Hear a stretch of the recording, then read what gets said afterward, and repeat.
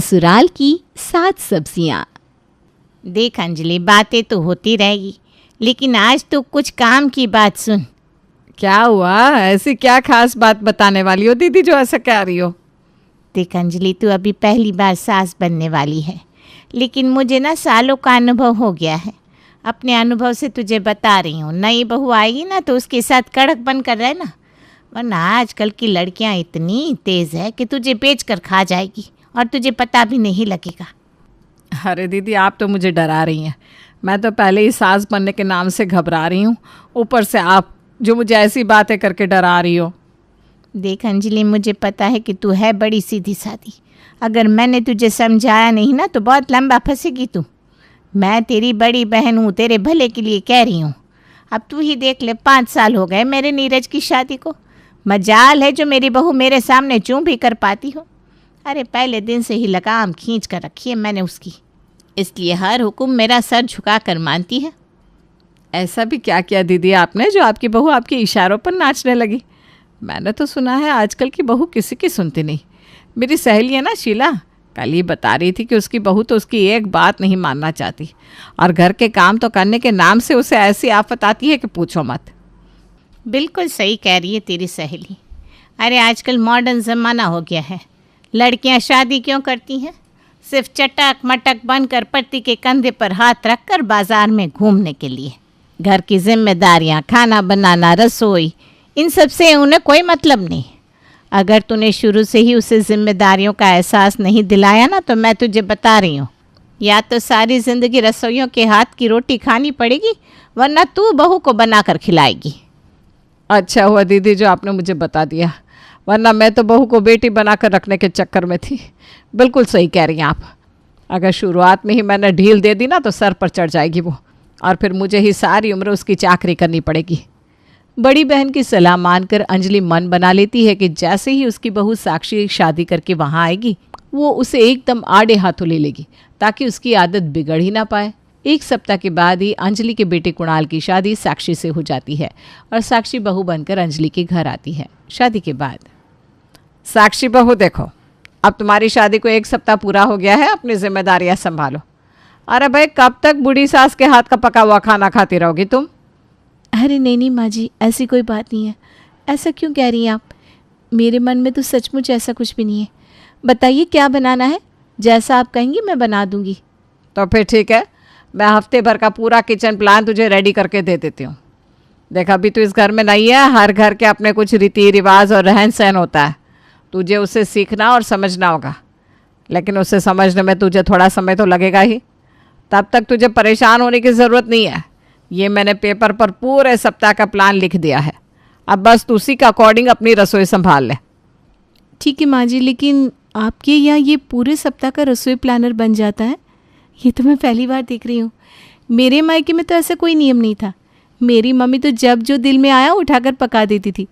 कौन से दिन कौन सी सब्जी बनेगी ये भी पहले ही तय हो जाता है। मैं तो पहली बार देख रही हूँ। देखो बहू, मैंने अभी अभी तुम्हें समझाया ना, हर परिवार का अपना रहन सहन होता है।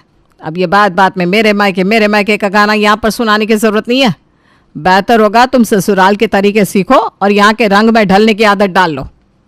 सास के तेवर देखकर बहू साक्षी बिल्कुल सहम गई थी। माँ जी, आप मेरी बात का गलत मतलब निकाल रही हैं। मेरे कहने का वो मतलब नहीं था। आप ठीक कह रही हैं, मुझे यहाँ के तौर तरीक़ों को सीखना होगा। ठीक है, कल से मैं आपके प्लानर के अकॉर्डिंग ही खाना बनाया करूँगी। माँ जी, आपने लिखा है कि सोमवार के दिन आलू टमाटर बनाना है, लेकिन घर में तो एक भी टमाटर नहीं है।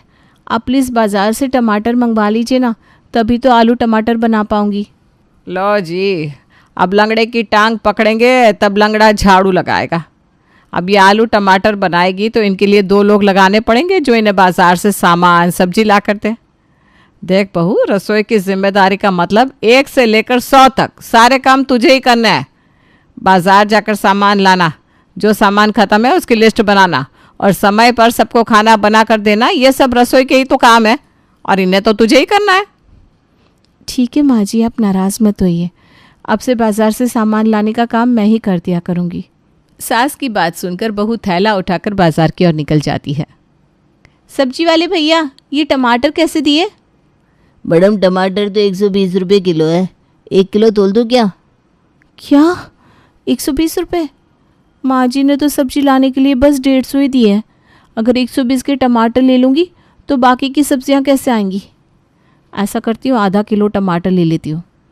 साक्षी बड़ी मुश्किल से 150 रुपये में थोड़ी थोड़ी सब्जियाँ लेकर घर पहुँचती है खाने के समय। अरे बहू ये क्या, बस इतनी ही सब्जी बनाई है तूने? और ये क्या है, आलू टमाटर में टमाटर नज़र क्यों नहीं आ रहे? माँ जी मैंने सुबह ही आपको बताया था कि घर में टमाटर खत्म हो गया है। हाँ तो तू गई थी ना बाजार झोला लटका के, लेकर नहीं आई बाजार से टमाटर? लाई थी माँ जी, लेकिन टमाटर 120 रुपये किलो है। आपने तो मुझे बस 150 रुपये दिए थे सब्जी के लिए। इतने पैसों में सिर्फ आधा किलो टमाटर ही आ पाए, इसलिए मैंने 2 टमाटर शाम की सब्जी के लिए बचाकर बाकी सारे आलू टमाटर में डाल दिए। देख बहू, अब से ना रसोई का बजट मैनेज करना तो तेरा काम है। मैंने तो तुझे लिस्ट बनाकर दे दी है कब और क्या बनेगा, बाकी की जिम्मेदारियां तेरी है। देखिए माँ जी, मुझे खाना बनाने में कोई समस्या नहीं है, लेकिन आप भी तो समझने की कोशिश करिए। अब 120 रुपये किलो वाला टमाटर खाना तो कोई समझदारी नहीं है। मुझे ऐसा लगता है कि जब तक टमाटर के दाम कम नहीं हो जाते, हमें ऐसी सब्जियां खाने पर जोर देना चाहिए जिनमें टमाटर नहीं डलता। ऐसा करने से हमारा बजट भी नहीं बिगड़ेगा और हम रोज़ ताज़ा और अच्छा खाना भी खा सकेंगे। देख, तुझे अभी इस घर में आए 20 दिन हुए हैं और मैं पिछले 25 सालों से गृहस्थी संभाल रही हूँ। अब उम्र और अनुभव तुझसे ज़्यादा है ना मेरे पास, इसलिए मैं अच्छी तरह जानती हूँ कि तुम क्या कह रही हो। काम ना करने के 100 बहाने मुझे मत सुना। अगर मैं थोड़ी सख्ती ना करूँ तो तू बजट के नाम पर 1 दिन खाना बनाकर 4 दिन खिलाया हमें। अरे मैं सबके भले की बात कर रही हूँ, लेकिन मम्मी जी को तो मेरी इस बात में भी परेशानी नज़र आ रही है। शाम के समय, अरे बहू शाम के 5:30 बज रहे हैं, बनाना शेक बना लिया कि नहीं? तुझे पता है ना हम लोग शाम में चाय नहीं पीते, इसलिए शाम में बनाना शेक बनाना था। आप ठीक कह रही माँ जी, शाम के समय कुछ हल्का भोजन खाना ही पसंद करना चाहिए, लेकिन केले इस समय खाना ठीक नहीं रहता। त्योहार का समय है, इसलिए ऐसे में कच्चे केले तोड़कर उन्हें केमिकल से पकाया जाता है। ऊपर से उनका दाम भी दोगुना कर रखा है। आप कुछ और खा लीजिए ना, बताइए क्या बना दूँ आपके लिए? देखो तो कैसे पटोर पटोर जुबान चल रही है, जैसे ये दादी अम्मा है और हम कल के पैदा हुए, हमें कुछ पता ही नहीं। अरे भाई, मिलावट किस चीज़ में नहीं है? अब कल को तू कहने लगेगी कि गेहूं और चावल में भी मिलावट है, तो रोटी खाना छोड़ दो। ज़्यादा दिमाग चलाने की ज़रूरत ना है, जैसा मैंने कहा है चुपचाप वैसा करती जा। साक्षी अपनी सास को समझाने की बार बार कोशिश करती, लेकिन उसकी सासू माँ तो जैसे कसम खाकर बैठी थी कि बहू की बात उसे सुननी नहीं है। सास के इस रवैये के कारण बेचारी बहू साक्षी रोज़ बाजार जाती और उनकी फरमाइशों के हिसाब से सब्जियां खरीद कर लाती।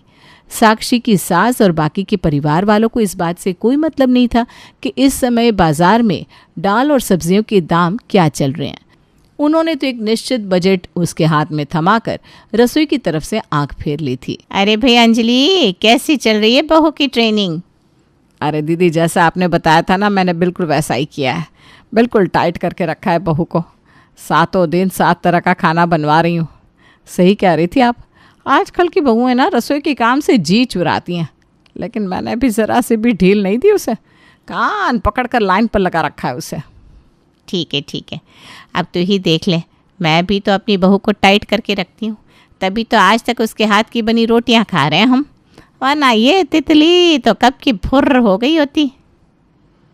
माँ जी, आपने लिखा है कि आज भिंडी बनानी है, लेकिन बाज़ार में तो इस समय भिंडी का सीज़न ही नहीं है।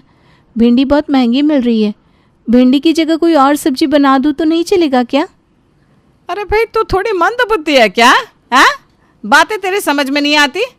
7 दिन की रसोई में 7 तरह की सब्जियां बनेंगी और वो 7 तरह की सब्जियां सबकी पसंद के हिसाब से मैंने तुझे पहले ही बता रखी है। अब तू क्यों रोज़ रोज़ मेरा दिमाग चाटने के लिए चली आती है? अरे तू कोई ख़ानदान की पहली बहू नहीं है। मेरी जीजी है ना, उनकी बहू 5 साल से सब संभाल रही है। मजाल है जो सास की किसी बात को काटती हो। चूं की आवाज़ नहीं निकलती उसकी दीदी के सामने, और फर्राटे से तीनों टाइम खाना समय से बनाकर टेबल पर लगा देती है। एक तू है, रोज़ मुंह लटका कर मेरे सामने खड़ी हो जाती है। कभी कहती है टमाटर महंगे है, कभी कहती है केले में मिलावट है, और आज चली आई भिंडी के महंगे होने का रोना रोने। अरे भाई, कोई सब्जी महंगी हो जाएगी तो खाना छोड़ देंगे क्या? साक्षी को समझ में नहीं आ रहा था कि आखिर उससे गलती कहाँ हो रही है। वो तो पूरे मन से अपनी गृहस्थी को समेट कर चलाने की कोशिश कर रही थी, लेकिन हर तीसरे दिन उसे सास अंजलि के मुंह से फटकार सुनने को मिल रही थी। ऊपर से मौसी जी की बहू के साथ होता उसका कंपैरिजन उसे अंदर तक छलनी कर देता। अभी साक्षी की शादी को कुछ ही महीने बीते थे कि एक दिन अंजलि की बड़ी बहन का फ़ोन आता है। अरे अंजलि, तेरे जीजा जी कई दिन से मिलने के लिए कह रहे हैं। हमने सोचा है रविवार को हम परिवार सहित तेरे यहाँ आएंगे। अरे क्यों नहीं दीदी, ये तो बहुत अच्छी बात करी है आपने। आप चिंता मत करो, मैं सब तैयारी कर लूँगी। रविवार के दिन मौसी जी अपने पूरे परिवार को लेकर अंजलि के यहाँ पधार जाती हैं। जब से बहू साक्षी को पता चला था कि सासू माँ की बड़ी बहन खाने पर आ रही है, वो बेचारी एक पैर पर पूरे घर में नाच रही थी, क्योंकि वो जानती थी कि सासू माँ की बहन की खातिरदारी में अगर ज़रा सी भी कमी हुई तो सास अंजलि उसे दिन में तारे दिखा देगी। अरे भाई साक्षी, एक बात बताओ, इतना खाना तुमने अकेले बनाया है? जी भाभी, क्या हुआ, आपको पसंद नहीं आया क्या? पसंद? अरे भाई खाना तो लाजवाब बना है, लेकिन ये बताओ इतना काम अकेले कैसे कर लेती हो तुम? कहाँ से लाती हो इतनी एनर्जी? अरे भाभी, आप मेरा मजाक उड़ा रही है ना। बस आप ये समझ लीजिए, आपको देखकर, आपके बारे में सुन सुनकर आपकी तरह ही बनने की कोशिश कर रही हूँ। लेकिन मैं जानती हूँ आपके जैसा बन पाना इतना आसान नहीं है, फिर भी मैं अपनी तरफ से कोशिश करती रहती हूँ। मेरी तरह? लेकिन मेरी तरह क्यों बनना है भाई तुम्हें? और अगर मेरी तरह बनना है तो ये सब करने की ज़रूरत क्या है? मैं समझी नहीं भाभी, आप क्या कहना चाह रही हैं। मैं जानती हूँ आप पूरे परिवार की जिम्मेदारी बहुत अच्छी तरह संभालती हैं, सबकी पसंद का खाना बनाती है, मौसी जी की एक आवाज़ पर दौड़ी चली जाती हैं, उनकी कही हुई बातों को पत्थर की लकीर समझती हैं और कभी उनसे पलटकर कोई सवाल जवाब भी नहीं करती। लेकिन मैं क्या करूं, लाख कोशिश करने के बाद भी ना आदर्श बहू नहीं बन पा रही हूँ। कुछ ना कुछ गलती तो हो ही जाती है मुझसे, लेकिन मैं जानती हूँ समय के साथ आज नहीं तो कल मुझे भी आपकी तरह इस परिवार को चलाना आ ही जाएगा। अरे अरे रुक जाओ रुक जाओ रुक जाओ, ये सब क्या बोले जा रही हो तुम? तुमसे किसने कह दिया कि मैं आदर्श बहू हूँ? देखो साक्षी, मैं जो हूँ नहीं ना वैसा होने का नाटक करना मुझे पसंद नहीं है। मुझे किसी की आदर्श बहू बनकर सारी ज़िंदगी जीने का कोई शौक़ नहीं है। ये सब किसने कहा तुमसे? मैं अपनी पूरी ज़िंदगी किसी को खुश करने में नहीं बिता सकती। मैं सिर्फ वही करती हूँ जो सही है। गलत बात मैं किसी की भी नहीं सुनती, ना मैं किसी को गलत कहती हूँ, ना किसी को अपने बारे में कुछ गलत कहने देती हूँ। अब किसी को मेरी बातें बुरी लगती हो तो लगे, मुझे उससे क्या। अरे भाभी, माँ जी तो कहती है कि पावनी के जैसी बहू खानदान में आज तक किसी की नहीं हुई। अच्छा, अगर ऐसी बात है तो चलो आज तुम्हारी सारी गलतफहमी दूर कर देती हूँ। पावनी जाकर सीधा अपनी सास के सामने सोफे पर बैठ जाती है। वहीं पर अंजलि भी बैठी हुई अपनी बड़ी बहन से बातें कर रही थी। मम्मी जी, एक बात बताइए, मुझे अभी पता चला है कि आप सप्ताह के 7 दिन में मुझसे 7 तरह का खाना बनवाती हैं, मुझे अपनी इशारों पर नचाती हैं। इतना ही नहीं, मैं आपकी एक आवाज़ पर थर थर काँपने लगती हूँ। अरे ये क्या कह रही है बहू, ऐसा किसने कह दिया तुझसे? अरे भाई, तुझे मेरे सामने कांपने की क्या ज़रूरत है? तू कोई कैदी थोड़ी ना है जो जेलर को देखते ही कांपना शुरू कर देगी। अच्छा सासू माँ, अभी तो आपके विचार मुझे बड़े साफ सुथरे नज़र आ रहे हैं, लेकिन ये तो बताइए, अगर आपके विचार इतने अच्छे हैं तो मेरे बारे में ये सारी बातें मौसी जी से किसने कही? अरे दीदी, आप तो रंग बदलने लगी। ठीक है तो पूछ रही है पावनी बहू, आप ही ने तो ये सारी बातें मुझसे कही थी ना कि बहू को पहले दिन से ही मुट्ठी में दबा कर रखना, वरना सर पर चढ़कर नाचने लगती है। और आपने भी तो अपनी बहू को पहले दिन से ही अपनी मुट्ठी में बंद करके रखा है ना, तभी तो वो पिछले 5 साल से आपकी एक आवाज़ पर थर थर काँपने लगती है। अरे चुप कर नालायक, मैंने तो तुझे जो कुछ भी समझाया तेरे भले के लिए समझाया। मैं नहीं चाहती थी कि पिछले 5 साल से जो मैं भुगत रही हूँ वो तू भी भुगते। देख ले मेरी बहू की कैसे चप्पर चप्पर ज़बान चल रही है। अरे अगर मैंने टाइट करके रखा होता ना तो आज मुझे ये दिन थोड़ी ना देखना पड़ रहा होता। मैंने तो तुझे जो कुछ भी कहा तेरे भले के लिए कहा। दीदी, अगर वाकई यही बात थी कि आप मेरा भला चाहती थी तो आपको मुझे सब कुछ सच सच बता देना चाहिए था। ये पावनी बहू के बारे में झूठी बातें करने के बाद आपने मेरे मन में शुरुआत से ही मेरी बहू के लिए कड़वाहट भर दी। इसीलिए मैंने तो कभी उसके साथ अपने रिश्ते सुधारने के बारे में कोशिश ही नहीं की। बस हमेशा उसे अपनी एड़ी के नीचे दबाकर रखने की कोशिश में लगी रही। देखिए मौसी जी, मैं मानती हूँ कि माँ जी ने आपके मन में गलत बातें भरने की कोशिश की, लेकिन इन सब में सबसे बड़ी गलती तो आपकी है।